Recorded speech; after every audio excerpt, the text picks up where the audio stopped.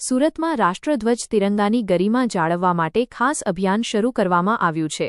Surat future foundation અને India પોસ્ટના સહયોગથી શહેરમાં પોસ્ટ ઓફિસો, શાળાઓ, કોલેજો, યુનિવર્સિટીઓ સહિત 350 સ્થળોએ તિરંગા કલેક્શન બોક્સ મૂકવામાં આવ્યા છે।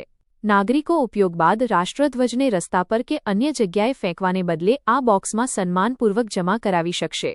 21 ઓગસ્ટ સુધી આ કલેક્શન બોક્સ ઉપલબ્ધ રહેશે। એકત્રિત કરાયેલા તિરંગાનું ભારતીય ધ્વજ સંહિતા મુજબ સન્માનપૂર્વક નિકાલ કરવામાં આવશે।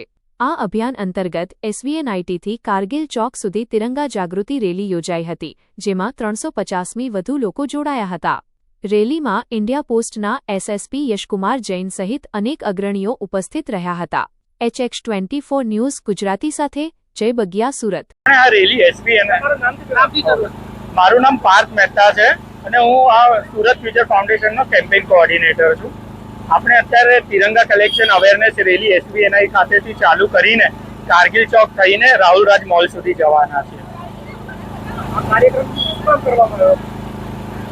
અત્યારે આપણે સુરત ફ્યુચર ફાઉન્ડેશને ઇન્ડિયા પોસ્ટની મદદ લઈને સુરતમાં 350 જેવી જગ્યાએ તિરંગા કલેક્શન બોક્સો મૂક્યા છે, જેનાથી તિરંગા જો ફાટી ગયા હોય કે બગડી ગયા હોય અને કે તિરંગા કચરામાં ના પડે અને એનું ફ્લેગ કોડ ઓફ ઇન્ડિયાના હિસાબથી આપણે એને ફેરવેલ આપી શકીએ।